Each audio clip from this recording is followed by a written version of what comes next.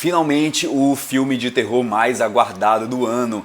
Pois é, hoje a gente não vai só falar sobre o filme, da minha opinião pessoal, mas assim, vamos falar também um pouquinho das curiosidades dos bastidores e principalmente o caso real que levou o James Wan a fazer esse filme sensacional. Bem-vindo à crítica de Invocação do Mal 2. Solta a vinheta.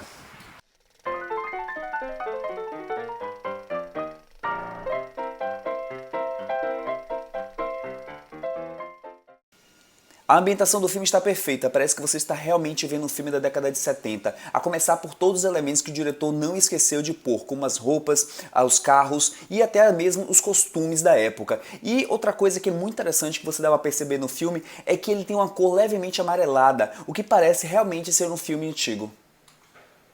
O casal Warren dessa vez tem muito menos pouco tempo de tela do que no primeiro filme, mas é impressionante como o diretor conseguiu encaixar cenas deles dois juntos, mostrando como é a vida deles dois, como eles são amorosos um com o outro, como ele conseguiu encaixar isso de forma primorosa em momentos de tanta tensão. A cena em que ele canta Elvis Presley na casa da menina, onde ele pretende fazer, vamos dizer assim, o exorcismo, é incrível. Ninguém espera por aquela cena e a música canta praticamente todo e fica muito bonito. É uma coisa assim, os sentimentos, as reações das pessoas são tão genuínas que ficou realmente perfeita essa cena.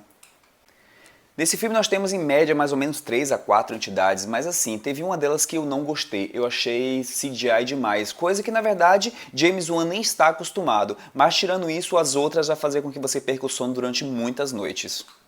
Ao contrário do primeiro filme em que nós tínhamos mais ou menos uma ideia de como ia terminar, nesse filme a gente é pego por um quebra-cabeça incrível a ser montado. James Wan fez questão de inserir aqui uma trama falsa, obviamente, num filme que é baseado em história real, mas que ficou muito bom. O filme vai se construindo aos pouquinhos a gente vai montando o quebra-cabeça, assim como, na verdade, eles vão montando lá e a gente vai começando a entender aqui que nada é aleatório. Desde um movimento que ele fez, desde alguma coisa que eles anotaram no começo do filme, tudo isso vai ter uma ligação no final do filme para se resolver da melhor forma. É impressionante. Como eu disse, ele não é só um bom filme de terror, ele é um excelente filme e dessa vez é um excelente filme de investigação, porque, como eu te falei, tem muitas coisas a serem montadas, muitas coisas a serem resolvidas que você só vai compreender no final do filme.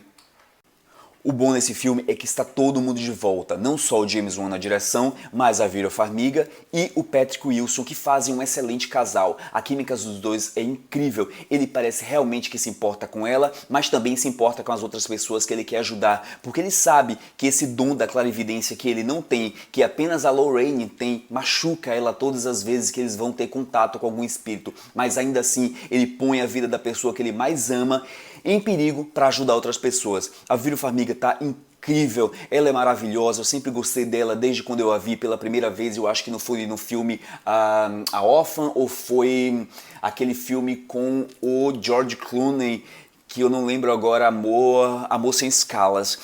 Depois eu vi o Bates Motel, que ela tá impecável e é impressionante como ela veste o papel da Lorraine muito bem. Ela passa a ideia de uma mulher forte, mas no fundo, quando ela tá sozinha, que a gente vê o quanto ela é frágil. É impressionante. Vera Farmiga, ela é uma excelente atriz e ela é muito completa nesse sentido. O Patrick Wilson dispensa comentários, como eu falei, ele é um cara extremamente dócil.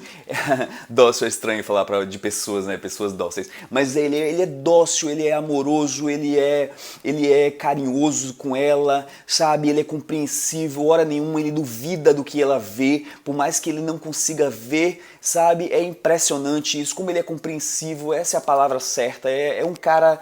Nossa, é incrível o que Patrick Wilson faz na pele de Vivendo Ed Warren. E outra coisa, o Patrick Wilson, nossa, a primeira vez que eu vi o Patrick Wilson foi numa série pra TV chamada Angels in America, com Al Pacino e Meryl Streep. Fica a dica aí de um excelente filme, mas ele ganhou muito mais força, obviamente, com Invocação do Mal e com Insidious. E agora temos a Frances O'Connor, né, que pra mim, eu tenho uma má impressão de Frances O'Connor, não sei porquê, porque eu lembro da mãe dela como a mãe do menino em Inteligência Artificial, na cena em que ela abandona o menino. Será que eu tô dando algum spoiler? Será que alguém aqui não viu Inteligência Artificial? Nossa, mas eu sempre lembro, mas ela tá bem no filme sim, agora sim... ela não é nenhuma Lili Taylor. Até porque no primeiro Invocação do Mal, o filme era muito focado na figura de Lili Taylor, por ter sido ela, né, a pessoa prejudicada pelo espírito. E dessa vez não, são as filhas, né, da Frances. Então ela não sei, ela não me passou aquela ideia de uma mãe que estava ali pronta para morrer pelo filho, como a Lili Taylor passou. Não sei se foi por conta da atriz, não sei se foi por conta do papel, mas ela dá conta do recado direitinho. Gostei dela naquele filme também, Endiabrado, com Brendan Fraser. Enfim, ela é uma atriz competente, ela não decepciona, mas se você comparar ela com a Lili Taylor, você pode ficar esperando um pouco mais. E aquela garotinha, nossa, o talento dela é nato. Ela realmente dá um show. É impressionante como ela oscila entre ser assustadora e ser doce ao mesmo tempo. As expressões faciais, a maneira que ela olha, a maneira que ela sorri diabolicamente é assustador. É impressionante. Eu nunca tinha ouvido falar dessa garota, mas assim, uma coisa é certa, ela tem muito futuro. Eu não sei se eu já falei aqui no canal, mas terror é sim o meu gênero favorito. E certa vez eu li um artigo que dizia: o terror está morto na modernidade. Eu fiquei divagando sobre essa frase e realmente eu tive que concordar. Tá morto mesmo, mas precisava vir um diretor de lá da Malásia, né, que nasceu em 1977, chamado James Wan, para revigorar o cinema de terror. James Wan começou com um filme muito pequeno, mas que fez muito barulho, chamado Jogos Mortais. Ninguém esperava que um filme fosse tão barato e que pudesse dar tanto dinheiro. É impressionante. O filme teve mais outras 7 sequências, mas nenhuma delas, logicamente, como o sucesso com o primeiro. Eu acho que apenas o primeiro prestou. Ele também foi o responsável por criar o boneco Billy, que hoje faz parte assim dos ícones de terror, assim como Freddy Krueger, Jason, Chucky. Billy vai estar sempre lá. É impressionante que ele consegue sempre construir muito bem os personagens. Ele sempre tem uma trama muito envolvente nos filmes de James Wan. Ele sabe muito bem lidar com a trilha sonora dos filmes. É impressionante.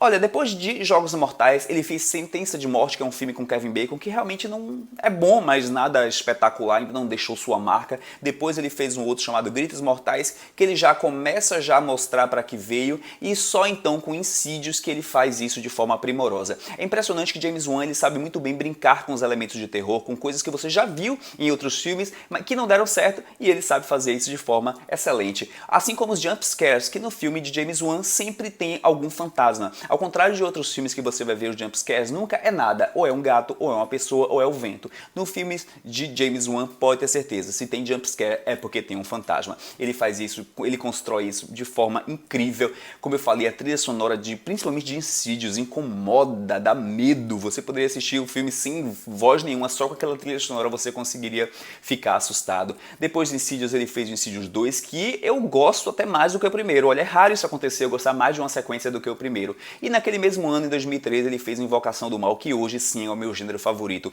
É impressionante a força que Invocação do Mal tem. Ele não só é um bom filme de terror, ele é um bom filme. Eu fico impressionado todas as vezes que eu vejo, principalmente com a atuação de Lili Taylor, o quanto esse filme é grandioso, o quanto esse filme é bonito, o quanto ele consegue até me emocionar. Não vou dizer de emocionar de lágrimas, mas ele consegue me emocionar naquele final. Quem assistiu o filme sabe, eu não vou falar aqui, pode ter gente que não tenha assistido também. Então, assim, é impressionante como esse filme me toca de diversas formas, e fora os sustos que eu tomo com ele, que é impressionante. Depois de Invocação do Mal, ele foi fazer a melhor parte do Velozes e Furiosos, na minha opinião.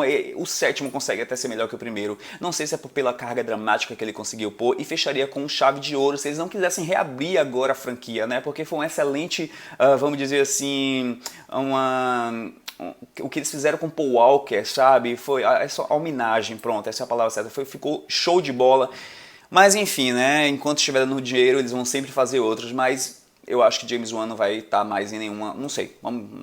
Pode ser que esteja, não sei. Enfim, depois do Velozes e Furiosos, agora ele vai fazer o Lights Out, que é baseado num curta apavorante, que eu vou botar por sinal de descrição aqui embaixo, aqui no vídeo, para vocês darem uma olhada. Ele vai só produzir o Lights Out, mas ele vai vir como diretor em 2018, com mais um personagem da DC Comics, né, o Aquaman. Então, é isso. Um bom filme de terror sempre tem que ter histórias de bastidores apavorantes, e não foi diferente com Invocação do Mal. Não é à toa que para essa Invocação do Mal 2, James Wan contratou um padre para benzer o set, porque vários acontecimentos estranhos ocorreram no primeiro filme, e nesse segundo também já começou a coisas estranhas a acontecer. Inclusive no primeiro, a Vera Farmiga falou que acordou com marcas de garras nas coxas, e eram como se fossem marcas roxas, mas em forma de garras, isso é, de mãos. Apavorante, né? Outra vez ela estava lendo o script de O Juiz e ela foi sentada quando uma xícara caiu e ela falou que foi do nada, então, mas ela achou que seria melhor pensar que foi um rato que passou por trás e derrubou a xícara, algo do tipo. A Vera Farmiga falou que ela acredita e respeita muito, mas que ela não precisa ver para acreditar. Isso é, fique lá que eu fico cá. Outras coisas que aconteceram é que as pessoas sempre acordavam no horário de 3h07, que é um horário dito pelo filme, um horário meio satânico, vamos dizer assim. Outra coisa estranha, os carros, né? Na verdade, um dos carros o freio parou de funcionar e diz que isso é uma das coisas que os espíritos poltergeists fazem muito bem. Então, assim, várias coisas aconteceram nas filmagens e James Wan resolveu se proteger benzendo o set. Sabe, James Wan? Invocação do Mal 2 é baseado no pior caso já documentado de assombração, acontecido em 1977 em Enfield, ao norte de Londres. O caso baseia-se na história real da senhora Peggy, que vivia sozinha com seus 4 filhos, isso é, mãe solteira. O primeiro caso que aconteceu foi quando a menina estava brincando de Lego e de repente o Lego começou a montar-se sozinho. Pense aí. Logo depois, um dos seus irmãos, de 11 anos, tinha um de 7 e um de 11, foi chamá-la para ver o que estava acontecendo com a Janet, uma das meninas. E quando a senhora Peggy chegou ao quarto, Janet estava levitando. Pois é, cara, ela estava levitando e outra coisa, todas as vezes que isso acontecia, é como se ela estivesse entrando num determinado transe em que ela começava a falar com a voz estranha. A senhora Peggy, ela demorou muito a procurar ajuda porque ela morava em Londres, Londres é uma cidade extremamente tradicional e ela tinha medo de ser julgada como louca, alguma coisa do tipo. Então ela calou-se e esperou que a coisa passasse, só que a coisa não passou. Ela não aguentou, acabou falando para um dos amigos dela, um dos poucos amigos que ela tinha na cidade até então, e esse foi pedir ajuda a Maurice, que é um dos caras que fazia parte de um grupo de pessoas que fazia, não exorcismos, mas assim, era um grupo de paranormais, vamos dizer assim. E esse cara, o Maurice, conhecia, obviamente, o casal Warren. Mas não antes de todo mundo ficar sabendo. O caso ganhou repercussão internacional. A BBC de Londres foi fazer uma entrevista com a Janet e no momento da entrevista, tem esse vídeo por sinal aqui no YouTube, é bizarro, eu vou logo dizendo, ela se manifesta e o espírito começa a falar com repórteres. Olha, é absurdo de horripilante isso. E é impressionante que as fotos da época não poderiam ter sido mudadas, né? Não tinha Photoshop na década de 70. Então você vê que é tudo muito real. E a Janet dizia que todas as vezes que o espírito se aproximava, vamos dizer assim, se manifestava nela, ela sentia muitas dores no pescoço. Era como se o espírito estivesse dando socos no pescoço dela. E hoje, recentemente, eu vi uma entrevista com ela, deve estar com seus 40 e poucos anos de idade. Ela falou que se tivesse que passar por tudo isso, ela preferiria tirar a própria vida. Em suma, a Invocação do Mal 2 ele é muito melhor no quesito terror, melhor sustos, que são uma constante no filme, e melhor na trama, ela é muito mais bem elaborada. Mas na questão da construção dos personagens, no carisma dos personagens, ele ainda perde para a família Perron do primeiro filme. É isso, galera, espero que vocês tenham curtido esse vídeo, espero que vocês possam compartilhar se vocês gostarem, dar um joinha aí se vocês gostaram, porque isso ajuda muito, se inscreve no canal e a qualquer momento eu posso voltar aí com um vídeo novo, valeu? Um abraço e fui!